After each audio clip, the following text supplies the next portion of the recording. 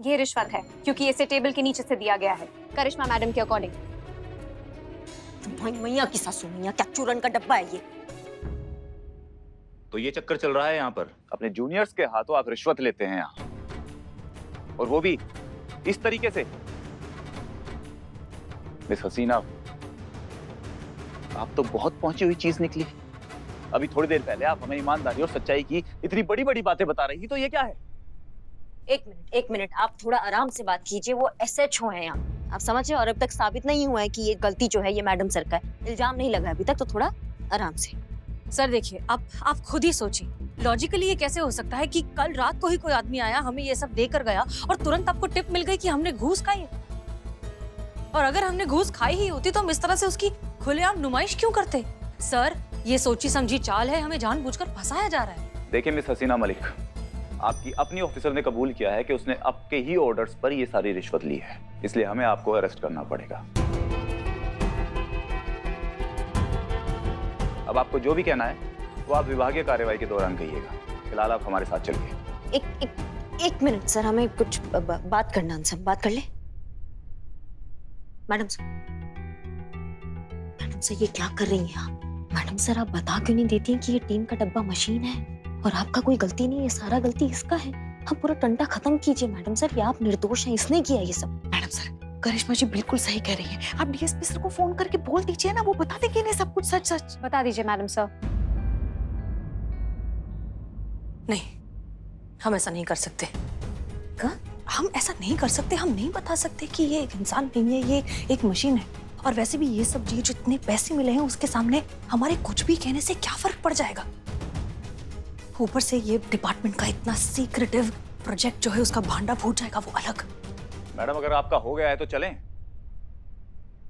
आप हमें बस इतना बता दीजिए कि ये टिप आपको किसने दिया है? आपको हमने कहा ना कि ये चाल है, आप बस नाम दीजिए और हम पे विश्वास रखिए, हम सच आपके सामने लाके देंगे। देखिए करिश्मा सिंह, आप बखूबी जानती हैं कि ये पॉसिबल नहीं है, ये हमारे प्रोटोकॉल के अगेंस्ट है और हम इस तरीके से अपने डिपार्टमेंट के किसी भी सोर्स को डिस्क्लोज नहीं कर सकते। हाँ तो ठीक है, हम भी ये इल्जाम कबूल नहीं करते हैं। आप एक काम कीजिए, आप कार्रवाई बिठाइए, सच का पता लगाइए, क्योंकि क्या है कि जब तक सच पता नहीं चलेगा ना, तब तक मैडम सर को भी कोई हाथ नहीं लगा सकता है। मैडम सर यहाँ से नहीं जाएंगी। तो ठीक है, फिर हम आपकी ASI मीरा को लेके जाते हैं, क्योंकि इन्होंने ही कबूल किया है ना। अब जो भी कार्रवाई होगी वो हम इन्हीं से शुरू करेंगे। चलिए Meera ji. Departmental inquiry, legal process, मैं आपके साथ चलने के लिए तैयार हूँ। एक मिनट। इसमें ASI मीरा की कोई गलती नहीं है।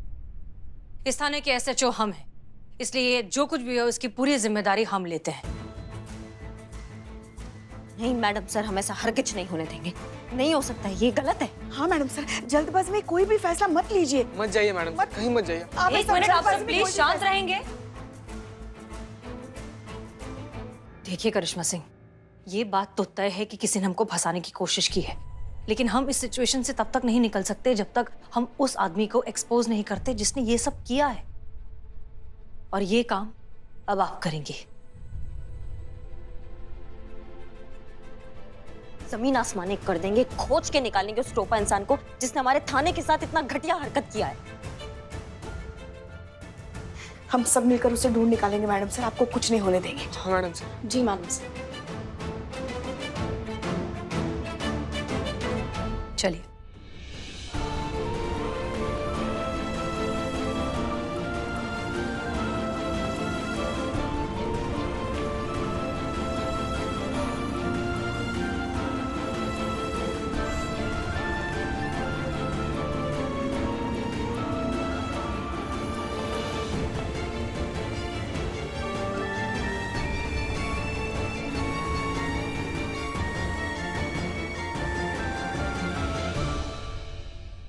बहुत बड़ा गलती किया है तुमने, हम तुमको बता रहे हैं। सोचा था 87 दिन बचे, कैसे भी करके निकाल लेंगे तुम्हारे साथ, लेकिन अब नहीं। इस चैप्टर के साथ तुम्हारा अध्याय भी खत्म होगा और 48 घंटों के अंदर अंदर ना तुम थाने के बाहर होगी। और ये करिश्मा सिंह का वादा है और ये सारा शहर जानता है कि करिश्मा सिंह अपने वादे का कितना पक्की है। सारा गुड़ गोबर कर दिया।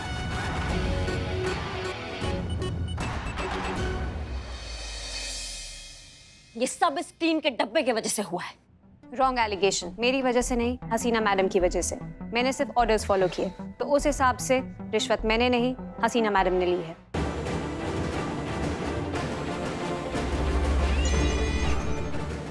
वही भैया की सास।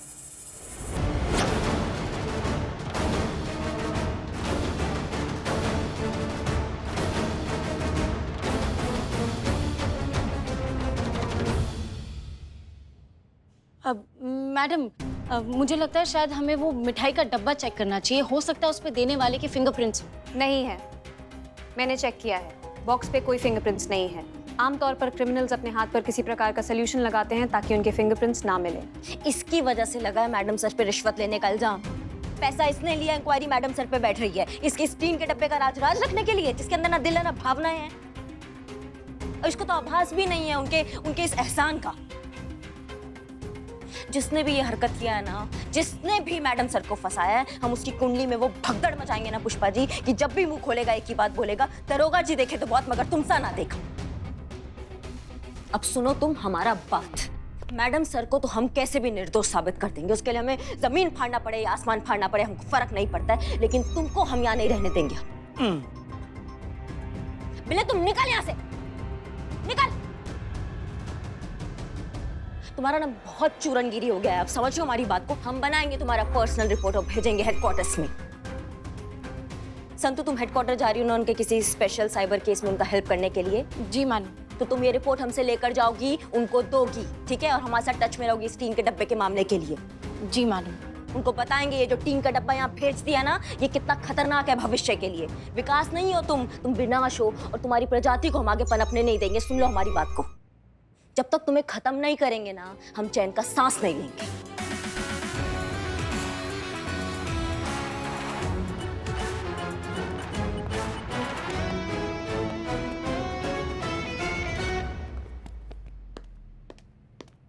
अगर तुमने ये पैसे नहीं लिए होते ना, तो आज मैडम सर को ये दिन ना देखना पड़ता। काश तुम्हें पता होता कि तुमने मैडम सर से क्या छीना है। तुमने उनसे उनका स्वाभिमान छीना है, और उसके लिए हम तो क्या, थाने का कोई भी सदस्य तुम्हें कभी माफ नहीं कर सकता।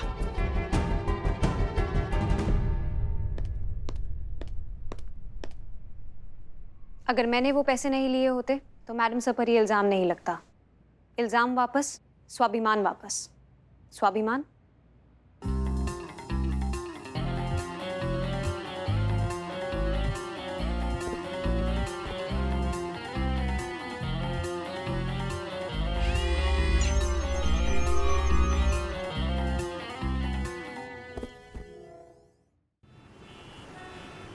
देखिए, हम आप लोगों से पहले भी कह चुके हैं कि हम हसीना मलिक को बहुत अच्छी तरह से जानते हैं। सारा शहर इनका बहुत सम्मान करता है सर। जानते हैं क्यों?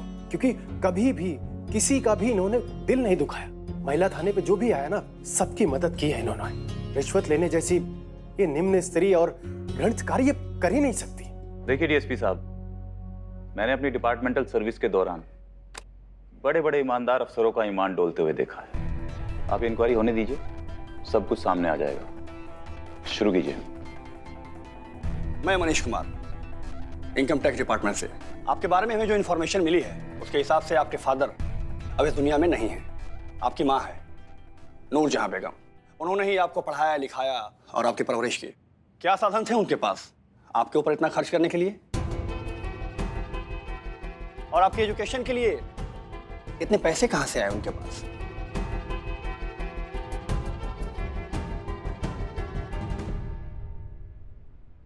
Scholarship sir. हमारी पढ़ाई का सारा खर्चा कॉलेज ने उठाया था, और जहां तक बात परवरिश की है तो कुछ अब्बू की सेविंग्स थी और कुछ माँ की हिम्मत। इंटरेस्टिंग। काफी महंगा फोन लगता है ये। हमारी टीम ने अपनी सैलरी बचा बचा कर बर्थडे के दिन हमें ये गिफ्ट किया है। हाँ हाँ भाई, हम कहाँ कुछ कह रहे हैं। ऐसी महंगी चीजें अक्सर गिफ्ट में तो ही मिला करती हैं। वैसे आपकी पढ़ाई लिखाई में भी काफी झोल झाल रहा है, फिर भी आपको पुलिस सर्विस मिल गई। कोई कोटा वोटा का चक्कर चला है क्या? जी नहीं सर, पढ़ाई में कोई झोल नहीं है। बस एक साल हम ठीक से पढ़ नहीं पाए क्योंकि हमारी तबीयत बहुत खराब थी। लेकिन अगले साल हमने पढ़ाई की, मेहनत की और कॉलेज को टॉप किया। कोई कोटा वोटा का चक्कर नहीं है सर। हम यहाँ पूरी ईमानदारी और मेहनत से पहुँचे हैं। महंगे फोन, महंगी गाड़ी, महंगी अंगूठी। शहर में 2-2 प्लॉट्स, ऐसी लेविश लाइफ और फिर भी ईमानदारी का दावा। दावा नहीं है सर, हम ईमानदार हैं, हमारे खून में है। हमारे अब्बू एक कांस्टेबल थे, उन्होंने हमेशा एक ही चीज सिखाई, इंसान वही जो पथ का पक्का, ईमान वही जो सच का पक्का, और सच की हिफाजत की शपथ ले तभी जब तेरा इरादा हो पक्का। हम इसी सीख पर चलते आए हैं सर। महंगा फोन हमें हमारी टीम ने गिफ्ट किया, गाड़ी गराज वाले की है। अब सरकारी गाड़ी ठीक तो हो नहीं रही, इसलिए उसी से काम चला रहे हैं। ये अंगूठी पुश्तैनी है सर, हमारी अम्मी ने दी है। हाँ, जहां तक बात प्लॉट्स की है, वो हमारा इन्वेस्टमेंट है जिसका इंस्टॉलमेंट हर महीने जाता है। सच कहें तो कब तक जाएगा पता नहीं, हो सकता है ना किसी दिन किसी झूठे रिश्वतखोरी के इल्जाम में हमें फंसा दिया जाए, हम पर इंक्वायरी बिठा दी जाए और हमारी जिंदगी भर की मेहनत, ईमानदारी, डेडिकेशन और सैक्रिफाइसेस पर 1 मिनट में पानी फेर दिया जाए। सर प्लीज, हमने कोई रिश्वत नहीं ली है, हम बहुत ही ईमानदार हैं और हम अपनी ईमानदारी प्रूव करके दिखा सकते हैं। हमें बस 24 घंटे का वक्त दे दीजिए। दे दीजिए ना सर, 24 घंटे ही तो मांग रही है। मैं व्यक्तिगत तौर पे जिम्मेदारी लेता हूं, अगर इन्होंने 24 घंटे के अंदर अपने आप को निर्दोष साबित नहीं किया तब आप कार्रवाई कर लेना सर।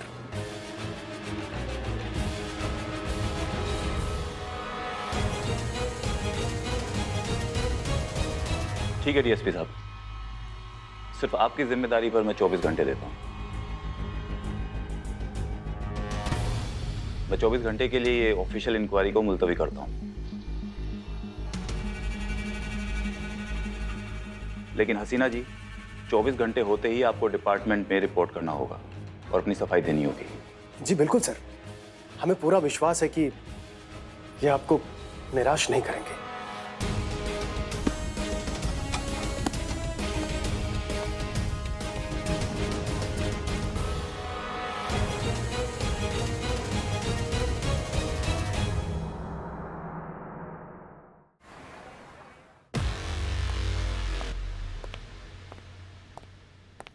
स्वागत है आप दोनों का महिला पुलिस थाना में। चीते, बताओ इनका कुंडली। मैडम, ये वो लोग हैं जिन्होंने इससे पहले हमारे थाना को रिश्वत देने का कोशिश किया है और मैडम सर उस रिश्वत को ठुकरा कर इनके खिलाफ एक्शन ले चुकी है। क्या पता कि खुन्नस में यही लोग मैडम सर को फंसाने की कोशिश किया हो। देखो भैया, ऐसा है कि हमें साफ साफ बता दो कि किसने हमारे थाने में एएसआई मीरा को रिश्वत दिया। नहीं, हम बहुत दिक्कत में चल रहे हैं, हमारे ऊपर इंक्वायरी बैठ गया है, समझ रहे हो गंभीरता को तुम दोनों की दोनों। इसलिए ना साफ साफ बता दो कि हमारा दिमाग अभी ना बहुत गरमाया हुआ है। फालतू में हम इतना कूट देंगे तुम लोगों को, 6-7 दिन के लिए हॉस्पिटल पहुंच जाओगे, हड्डियां वड्डियां टूट जाएगी। उससे अच्छा हिंसा नहीं करते हैं। साफ साफ जवाब दो, बताओ किसने दिया, किसने दिया रिश्वत? मैडम, पिछली बार आपने इतना तोड़ा था कि तब से लेकर आज तक इससे काम चला रहे हैं। दाया कान काम करना बंद कर चुका है। और बाया? नहीं, कुछ नहीं खाया। खाया नहीं, बाया बाया का... बोलो बोलो। तब से ये कान की मशीन से काम चला रहे हैं। तुम बोलो। पिछली बार मैडम जी जो तोड़िया किए थे उसमें 5 हड्डियां टूटी है, हाथ पाँव में 5 रॉड पड़े। आपको लगता है कि हम बची कुची हड्डियां तोड़वा के रॉड डलवाना चाहेंगे? और मैडम जी, हमने कोई रिश्वत विश्वत नहीं दिए। हाँ, ये काम वही कर सकता है जो आपको जानता ना हो। हम दोनों तो आपको बहुत अच्छी तरह से जानते ही हैं।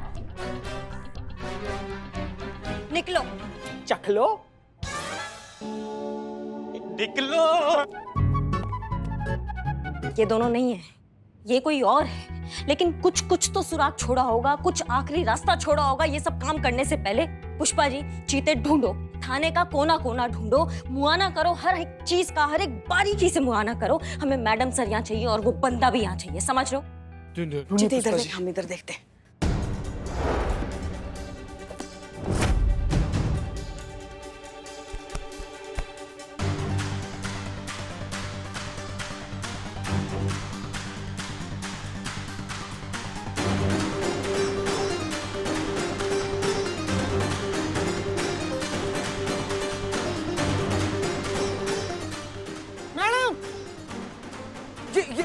वो वाले टेबल के नीचे ये मिला क्या मैडम, मिला? ये मिला।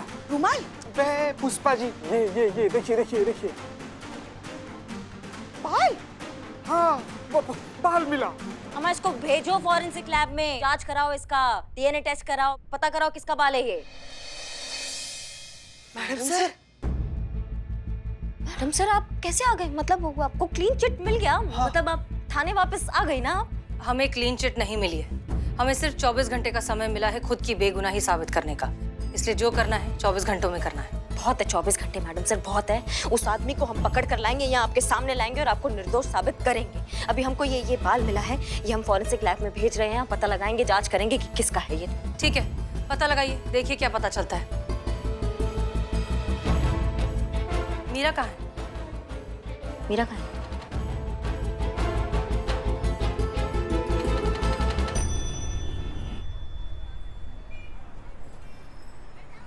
चाचा ऊपर देखो।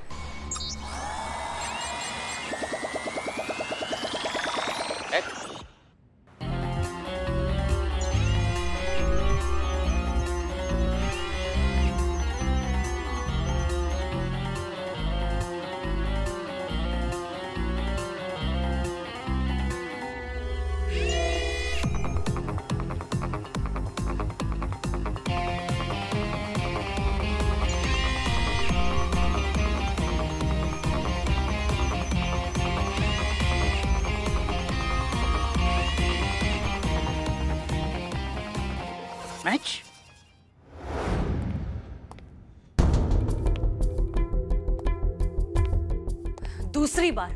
दूसरी बार हुआ है कि मीरा थाने में से गायब हो गई। आप में से किसी को भी इस सिचुएशन की सीरियसनेस समझ में आ रही है? वैसे हमारे सर पर 24 घंटे की तलवार लटकी हुई है, ऊपर से ये बात पता चल गई तो डिपार्टमेंट पता नहीं कौन सी नई मुसीबत खड़ी करेगा। जो होता है हो जाने तो भाड़ में जाइए टीन का डब्बा। ना मतलब ना कोई दिल है, ना भावना है, ना समझ है, जो सिखाओ कुछ भी कर देती है। वो ऐसा टीन का डब्बा रख के हम क्या कर लेंगे मैडम सर, आप बताइए हमें। वो निकल जाए यहाँ से, वो नहीं निकलेगी तो हम निकालेंगे उसको। कितना कुछ हो रहा है उसके वजह से, कितना कुछ झेल रहे हैं हम सब। आप ऐसा कुछ नहीं करेंगी करिश्मा सिंह, हम ऐसा करने नहीं देंगे। डिपार्टमेंट ने उसे हमारी जिम्मेदारी पर भेजा है, जब तक वो बात पूरी नहीं हो जाती, जब तक उसकी ट्रेनिंग खत्म नहीं हो जाती, तब तक मीरा थाने से कहीं नहीं जाएगी। Is that clear? जय हिंद मैडम सर। मीरा, तुम कहाँ चली गई थी? हमने तुमसे कहा है कि हमें बताए बगैर तुम कहीं नहीं जाओगी। अगर तुमने वो पैसे नहीं लिए होते तो आज हसीना मैडम को ये दिन नहीं देखना पड़ता। तुम जानती हो तुमने उनसे क्या छीना है, उनका स्वाभिमान, और इसके लिए हम तो क्या, इस पूरे थाने में तुम्हें कोई माफ नहीं करेगा।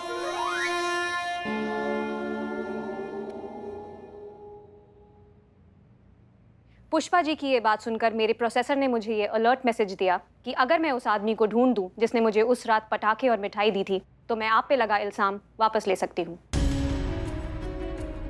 तुम क्या करने गई थी? मैं उस आदमी को ढूंढने गई थी मैडम सर।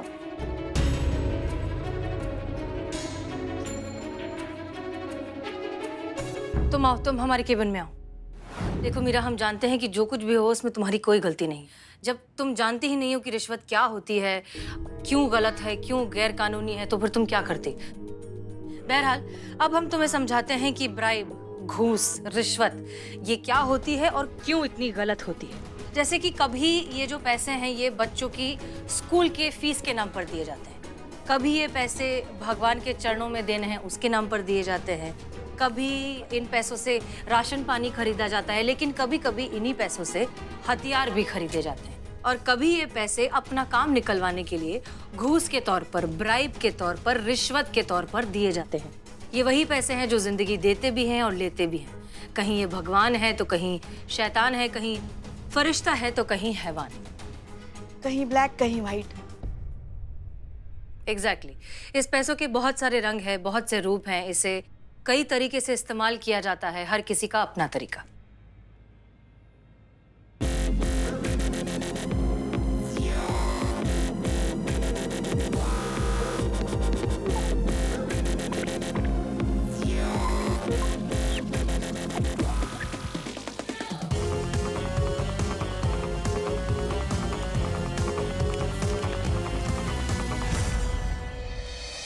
मीरा, ये क्या कर रही हो तुम?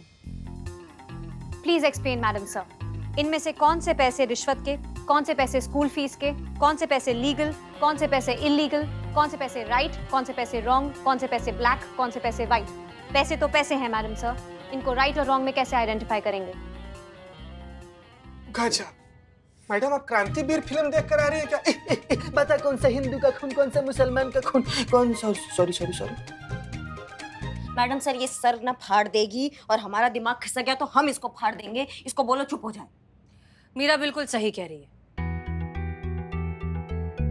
पैसा सही या गलत नहीं होता, पैसा तो पैसा होता है। सही गलत होता है उसके पीछे का इंटेंशन, उसे इस्तेमाल करने वाला इंसान, वो इसे सही काम के लिए इस्तेमाल करता है या गलत काम के लिए इस्तेमाल करता है। तुम ठीक कह रही हो मीरा, ब्लैक और व्हाइट पैसा नहीं होता, इंसान होता है। गुनहगार इसे गलत काम के लिए इस्तेमाल होता है और हमें उस गुनहगार को पहचानना है, तभी हम सही और गलत पहचान पाएंगे। इनफैक्ट तुम्हारी बातें सुनकर हमें भी आज एहसास हो रहा है कि हम इंसान सच में बहुत कॉम्प्लिकेटेड हैं। मैडम सर अगर आपका हो गया हो तो हम आपको याद दिलाना चाहते हैं कि उस रिश्वतखोर को पकड़ना है हमें जल्द से जल्द। उसको तो मैं पकड़ चुकी हूँ मैडम सर। कब? जब मैं यहाँ आई थी तब। वो तो कब बताओगी? कहाँ है वो? पूछा ही नहीं मैडम सर ने। पूछे मैडम से। कहाँ है वो आदमी? जल तू जलाल तू आई पलक तू टाल तू जला दूं। जला दूं। जली नहीं, ये नहीं जली।